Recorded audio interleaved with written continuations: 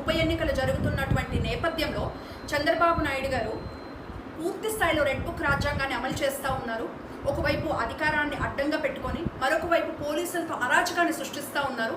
TDP నాయకులకి డబ్బు పదవి ఆశ చూపిస్తూ వైఎస్ఆర్ కాంగ్రెస్ పార్టీ నాయకులపైన కార్యకర్తలపైన రెచ్చగొడతా ఉన్నారు.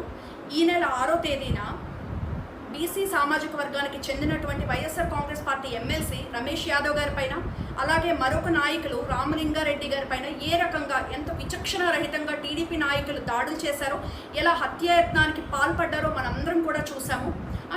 ఇదంతా కూడా పోలీసులు కళ్ళ ముందే జరుగుతున్నా సరే ఉద్దేశపూర్వకంగా ప్రేక్షకుల పాత్ర పోషించారు తప్ప ఎటువంటి యాక్షన్ కూడా తీసుకోలేదు పోలీసులు. అంటే పోలీసు వ్యవస్థ అనేది ఎంతగా దిగజారిపోయిందో ఈ ఒక్క విషయంలో మనకి అర్థమవుతా ఉంది. ఒకవైపు పోలీసులు అక్రమ కేసులు పెడుతూ అక్రమ అరెస్టులు చేస్తూ వందల మంది వైఎస్ఆర్ కాంగ్రెస్ పార్టీ కార్యకర్తల్ని నాయకుల్ని బైండ్ ఓవర్ చేస్తూ ఉన్నారు. మరొక వైపు టీడీపీ నాయకులు ఏ రకంగా దాడులు చేస్తూ హత్యాయత్నాలకి పాల్పడుతున్నారో మనం చూస్తున్నాము. మరి ఏ ఒక్క దాడులు చేసిన ఏ ఒక్కరినైనా సరే మీరు అరెస్ట్ చేశారా?